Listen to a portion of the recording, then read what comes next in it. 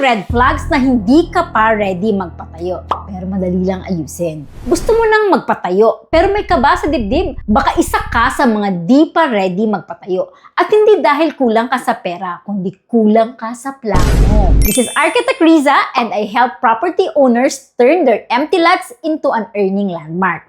Ito ang 3 red flags na lagi kong nakikita sa mga property owners bago sila magpatayo. Number 1, wala pang malinaw na purpose. Basta apartment or para may income daw.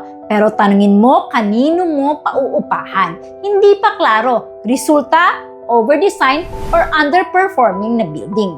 Number 2, walang idea sa budget flow. Karamihan akala kailangan sabay-sabay ang gastos, pero pwede namang phase by phase depende sa cash flow mo. Ang tawag dyan, progressive construction, para kumikita na habang tinatapos mo ang ibang units. Number 3, takot magtanong sa architect. Yung mindset na baka mahal o baka di ko afford, pero ang hindi nila alam, isang consultation lang, makakatipid ka ng milyon sa maling desisyon. May client ako dati, ganito rin, puro baka, pero nung inayos namin ang plano, siya rin yung unang nagsabi, buti na lang nagpatulong ako, ngayon kumikita na ako buwan-buwan. Kaya kung nararamdaman mo ang kahit isa sa 3 red flags na ito, don't worry, madali lang yan ayusin, basta guided ka ng tamang team. Kami sa Dream Archon, we design with heart and we build with purpose.